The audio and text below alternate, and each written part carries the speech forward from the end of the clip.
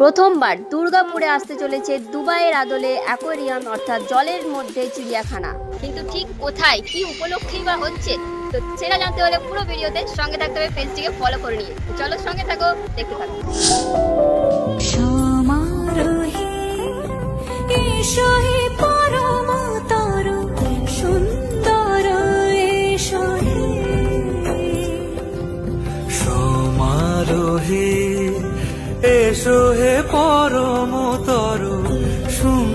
এই মুহূর্তে আমি রয়েছি দুর্গাপুরের চিত্রালয় মেলা ময়দানে, অর্থাৎ যেখানে রথযাত্রার বিশাল মেলা বসে।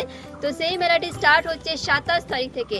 আর সেই মেলা ময়দানে, সেই চিত্রালয় ময়দানে কিন্তু এই বিশাল তোমরা যে জুটা দেখতে পাচ্ছ, এটা রেডি হচ্ছে তোমাদের জন্যই, সকলের জন্যই। তো শুধুমাত্র যে দুর্গাপুরবাসীদের জন্য তা কিন্তু নয়, কারণ আমরা সকলেই জানি চিত্রালয় মেলা কিন্তু খুবই ফেমাস। আর অনেক দিন ধরে কিন্তু এই মেলাটা থাকে, 27 তারিখ থেকে স্টার্ট হচ্ছে। তো আসানসোল থেকেও বহু মানুষ কিন্তু আসে এই মেলাতে।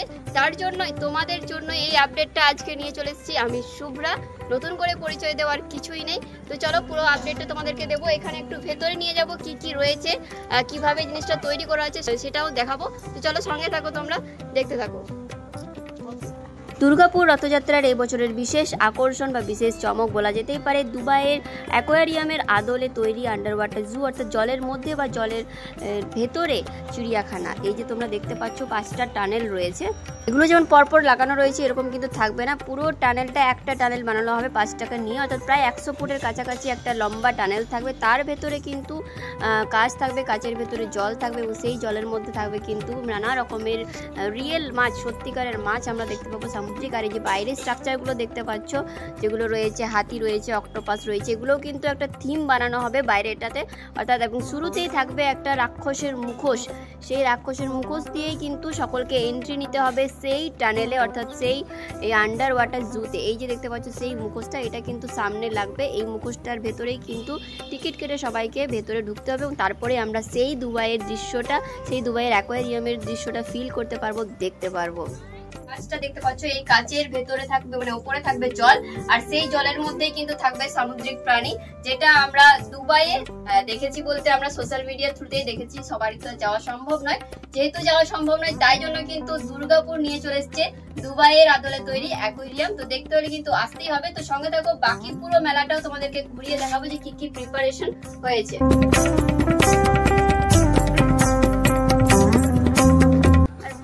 এখানে শুধু দুবাইয়ের অ্যাকোয়ারিয়াম নেই, কিন্তু সাথে রয়েছে অগুন্তি রাইড।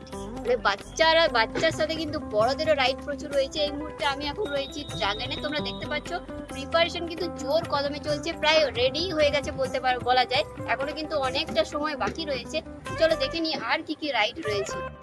তো চিত্রালয়ের ময়দানটা কিন্তু বিশাল বড় এরিয়া জুড়ে, তোমরা দেখতে পাচ্ছ ড্রাগন অলরেডি মোটামুটি রেডি, ঠিক আছে। আর এটা অলমোস্ট মানে হাফ হয়েছে, পুরোটা কমপ্লিট না হলে বোঝা যাবে না যে কি, এটা মনে হচ্ছে টোরা। মেলা শুরু হতে কিন্তু অনেকটাই দেরি রয়েছে। তার আগেই কিন্তু প্রিপারেশন দেখার জন্য প্রচুর মানুষের ভিড় চিত্রালয় ময়দানে হয়ে গেছে। তোমরা দেখতে পাবে, এক্ষুনি দেখাবো তোমাদেরকে যে বাচ্চারা কিন্তু রীতিমতো রাইডগুলো জাস্ট সেটও হয়নি, তার মধ্যেও কিন্তু তারা বসে রয়েছে। তো এতটাই সবাই আনন্দিত এই মেলাটার জন্য। চলো তোমরা দেখতে থাকো। তো এই যে দেখো বাচ্চাদের মধ্যে এক্সাইটমেন্ট দেখো, জাস্ট রাইডগুলো নামানো রয়েছে, কোনো ফিটিংস হয়নি, কিচ্ছু না, তার মধ্যে কিন্তু বিশাল এক্সাইটমেন্ট কাজ করছে। তোমরা কতটা এক্সাইটেড সেটাও জানিও। আর এটাও মেবি মনে হলো, এটা তো টোরা বললাম, ব্রেক ডান্সও থাকছে, পেন্ডুলাম থাকছে এবং ট্রিসুনামি যেটা আগের বছর এসেছিলো সেটাও মেবি থাকছে, যতক্ষণ না কমপ্লিট হয়ে বোঝা যাচ্ছে না, ঠিক আছে। ছোট এরোপ্লেনও রয়েছে, বাচ্চাদের আরও নানা রকমের মানে কি বলবো অ্যাট্রাকটিভ রাইড রয়েছে, যেগুলো হয়তো নর্মাল যে কোনো মেলাতে থাকে না, সেই রকম রয়েছে। এখানেও কিন্তু সেই জায়েন্ট হুইল অর্থাৎ বড় নাগরদোলনা, সেটাও কিন্তু চলে এসছে, সেটাও কিন্তু আস্তে আস্তে ফিট হচ্ছে। এখনো অনেকটা জায়গা বাকি আছে, মানে আরও রাইড কিন্তু আসবে। পার্টটা এই সাইডটা পুরোটাই রাইড রয়েছে যেটুকু আমরা দেখতে পেলাম, সামনেটা কিছুটা অংশ ফাঁকা রয়েছে, মেবি এখানটাতে রথটাকে নিয়ে আসা হবে। তো চলো এবারে তোমাদেরকে নেক্সট পার্টটা দেখাবো, অর্থাৎ তার পাশে যে দোকানদানিগুলো বসবে সেগুলোর প্রিপারেশন কতটা এগিয়েছে।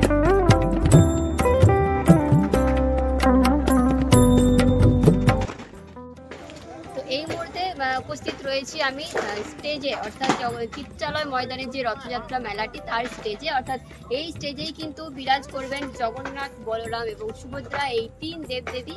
আর এখানে কিন্তু প্রোগ্রাম হবে, আর আমার অপোজিট সাইডে কিন্তু দর্শকদের আসন থাকবে, আর পুরো সাইডে কিন্তু চারি সাইডে কিন্তু দোকানদানি করবে, তার প্রিপারেশন কিন্তু নেওয়া হচ্ছে।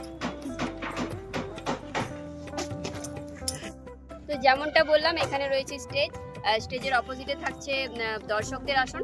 স্টেজের ঠিক পাশেই তোমরা দেখতে পাচ্ছ এদিকটা তো পুরো প্রিপারেশন চলছে, পুরো মানে সার্কেল ওয়াইজ পুরোটাতেই কিন্তু দোকানদানি থাকবে, কাপড়ের দোকান থাকবে, বই টই এসব থাকবে।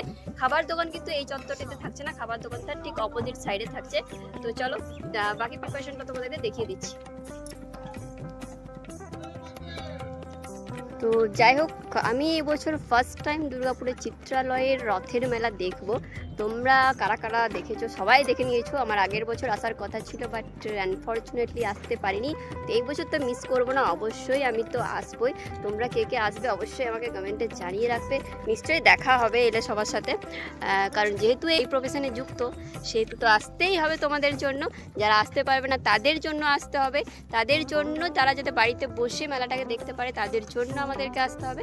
তো চলো বাকিটা তোমাদেরকে সিনেমাটিকে দেখিয়ে দিই।